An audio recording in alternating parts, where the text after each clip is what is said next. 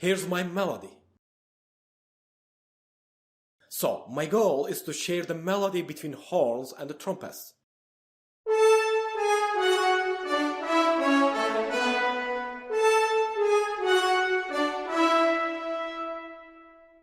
Now is the time to add the different methods around the melody. I prefer to start with the bass line.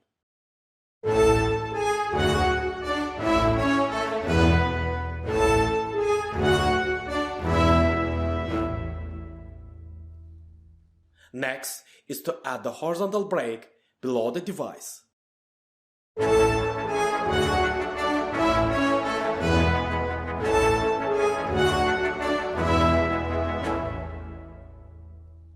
Next is to fill the empty space between devices by adding the basic variant of the stretch method.